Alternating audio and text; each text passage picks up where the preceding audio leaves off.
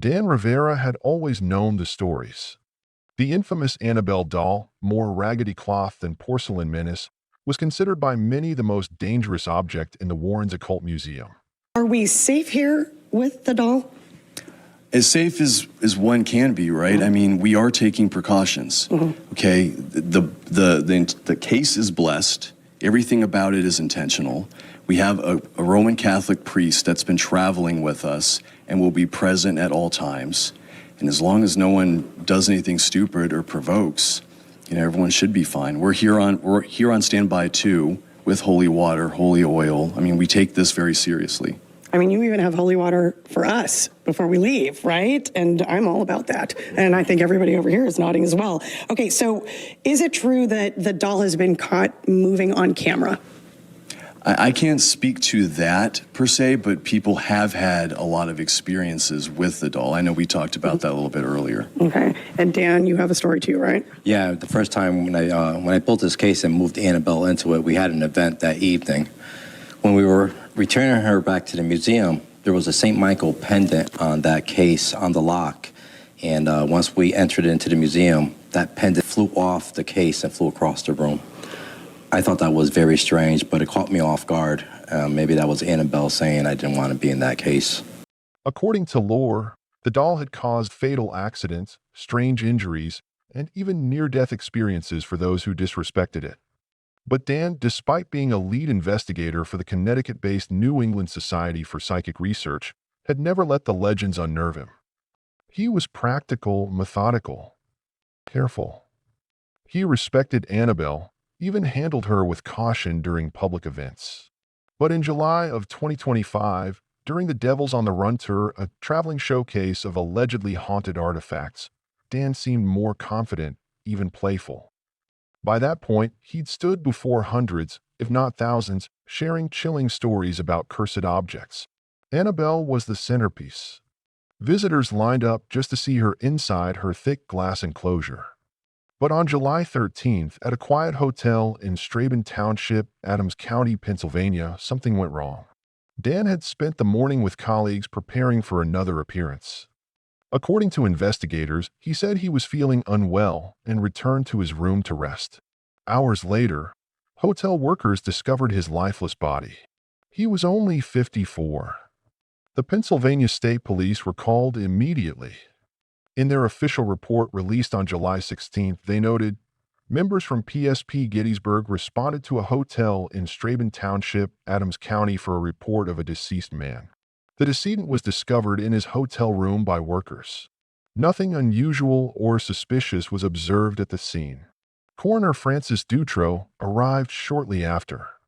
In a statement to People magazine on Friday, July 18th, Dutro confirmed what many had already begun speculating about online. No, the allegedly possessed Annabelle doll was not in the hotel room where paranormal investigator Dan Rivera died. Critics say it's all folklore meeting tragedy. A sad coincidence. A narrative forced onto a death still under medical investigation. But believers point to the timing, the witnesses, and a simple truth that continues to echo online. In the mid-1990s in the Philippines, teenager Catherine Ballesteros was brutally stabbed to death at home. The investigation stalled. The police had no leads, no eyewitnesses, and limited evidence left from the crime scene. But then something almost impossible happened. Catherine's ghost allegedly spoke. During her wake, her mother heard a soft whisper from beyond her daughter's casket. Baba? It was the name of a neighborhood figure, Ryan Baba Vizcarra, known locally for petty crime and an aggressive reputation. Catherine's mother took it seriously and pushed the police to investigate this lead. A deeper forensic review uncovered the hidden truth. Blood and fingerprints at the scene matched Baba. Vizcarra was arrested and eventually sentenced to life in prison. What makes this case haunting is that Catherine's spirit delivered the name, and the police, though skeptical, followed the clue.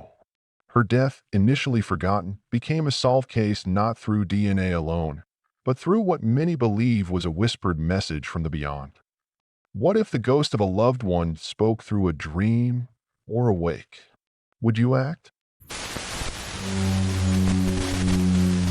In 1826, The Australian town of Campbelltown was shaken by the disappearance of Frederick Fisher, a quiet man known to keep to himself.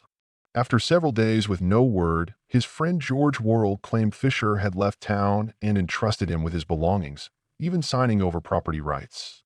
The explanation didn't sit well with the locals. Then came the strange twist that gave the legend its name. Campbelltown has now been proclaimed a city for which it has received much recognition. But the recognition of Campbelltown goes back quite some time. In fact, Campbelltown boasts one of the world-famous ghosts of all time. It is here at Fisher's Ghost Creek that the story began about 135 years ago. It appears that a farmer called Frederick Fisher disappeared from Campbelltown and was not seen again, alive. Now, his neighbour, called Worrell, claimed that he'd gone back to England and then proceeded to sell up all his assets.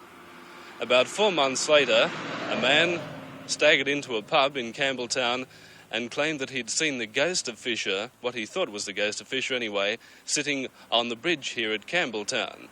Now, the ghost had pointed down the creek and then faded away. A search a little later by a number of men found the body of Fisher buried just down this creek. Worrell was arrested and subsequently tried and convicted of the murder of Fisher and hanged. But whether it's a true story or not remains to be seen and will always be a mystery to the people of Campbelltown. A respected local man, John Farley, burst into a nearby pub claiming to have seen the ghost of Frederick Fisher. According to Farley, the ghost had appeared near a creek, pointing silently toward a nearby fence post before fading away into the mist. Farley was a rational man, not one to invent wild tales. And whether motivated by curiosity or superstition, authorities searched the area near the creek where the ghost had pointed. There, buried in a shallow grave, they discovered the decomposing body of Frederick Fisher. The investigation quickly turned toward Worrell.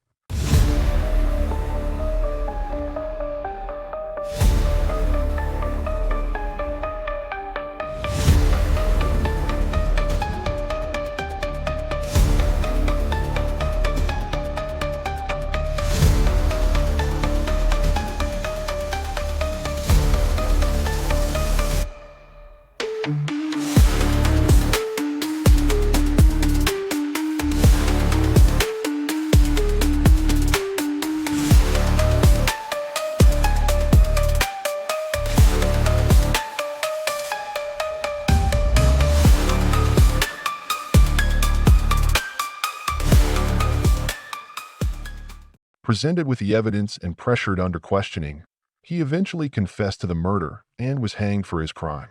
The case left a permanent mark on Australian folklore. To this day, Campbelltown celebrates the legend of Fisher's ghost each year, a reminder that sometimes the dead do speak and their message is justice. Was it truly a ghost leading them to the truth, or did guilt, rumor, and fear create the perfect storm? Let me know in the comments.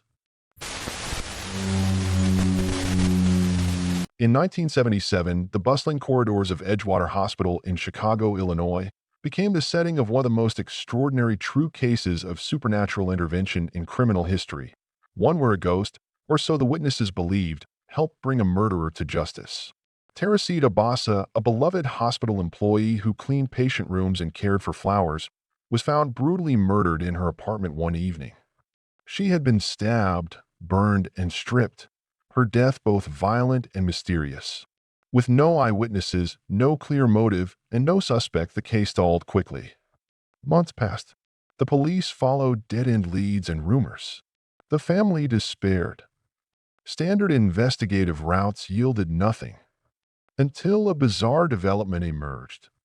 A coworker named Remy Chua began acting strangely. She claimed Boss's spirit had possessed her on several occasions, each time revealing details of the murder that only the killer could have known.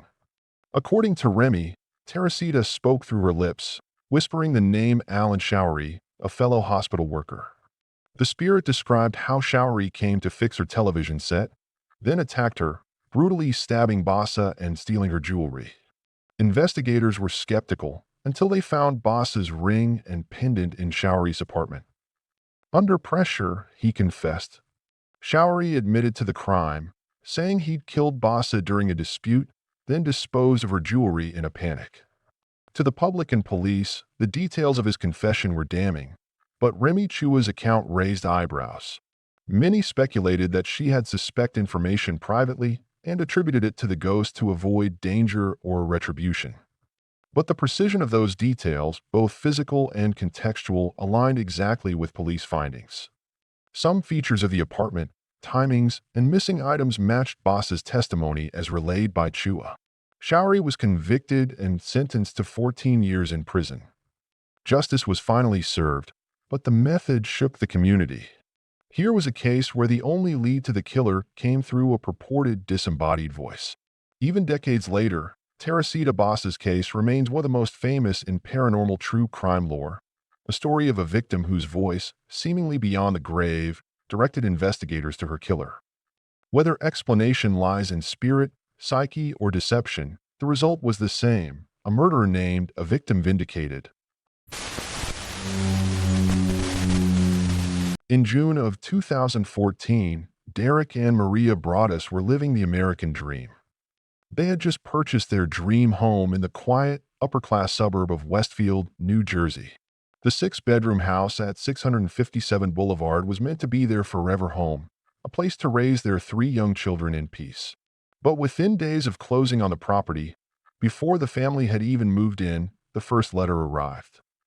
The envelope was handwritten. No return address. Inside was a typewritten message that would shatter their lives. Dearest new neighbor at 657 Boulevard, allow me to welcome you to the neighborhood. It was signed The Watcher. At first, the letter seemed unsettling but harmless, until it became clear the writer had been watching the house. They mentioned the Broaddus children by nickname, referring to them as young blood.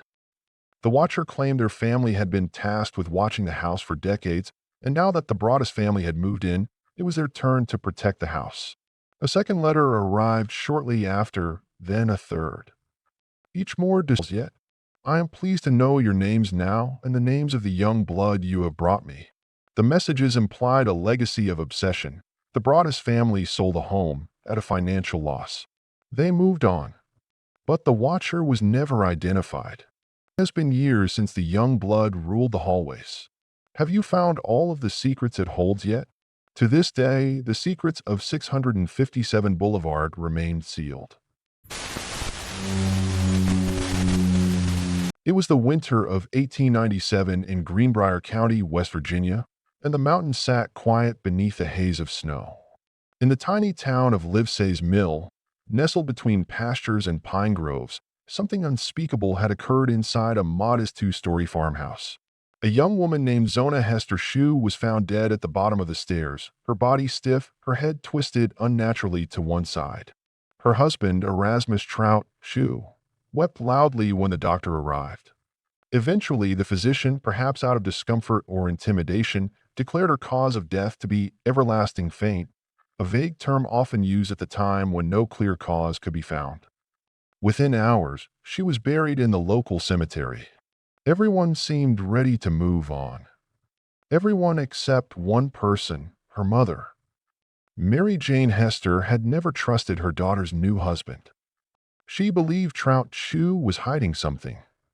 After Zona's funeral, she retrieved the bed sheet from the coffin and tried to wash it, only to see the water turn a vivid, bloody pink. No matter how many times she scrubbed it, the stain would not fade. That night, she fell to her knees beside her bed and prayed for her daughter to send her a sign. And that's when Zona appeared. According to Mary Jane, the ghost of her daughter visited her over 4 consecutive nights. She told her mother the truth: Trout had been abusive from the start. On the night she died, he became enraged when she prepared a dinner he didn't like. In a violent outburst, he grabbed her by the neck and snapped it with his bare hands. Mary Jane did not hesitate. Armed with nothing but her grief and this ghostly revelation, she marched to the local prosecutor's office and demanded that Zona's body be exhumed. When Zona's body was exhumed, 3 doctors conducted a full autopsy. Their findings were shocking. Her neck had been broken in 3 distinct places. Her windpipe was crushed. Finger-shaped bruises circled her throat. It was unquestionably a homicide. Trout Chu was arrested for murder.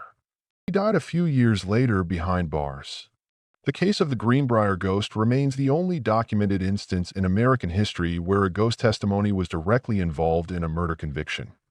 Zona's grave still rests in Greenbrier County, marked by a simple headstone and a historical plaque that reads, "Interred in the cemetery is Zona Hester Chu." Her death in 1897 was presumed natural until her spirit appeared to her mother to describe how she was killed. The resulting autopsy on the exhumed body confirmed the apparition's account. The suspect was tried and convicted of murder, the only known case in which testimony from a ghost helped convict a murderer. To some, the story is a legend, rural folklore meant to comfort the grieving. To others, it's a haunting reminder that not all truths stay buried, and some voices cry out loud enough to be heard even from the grave. Sometimes the dead don't stay quiet. They come back in static, in dreams, or when you least expect it. Not to be heard, but to be understood. What if the voice calling your name wasn't from the living? Let me know in the comments. And if you've ever heard something you couldn't explain, I'm listening. Don't forget to like the video, hit subscribe, and stay alert, because the next voice might be for you.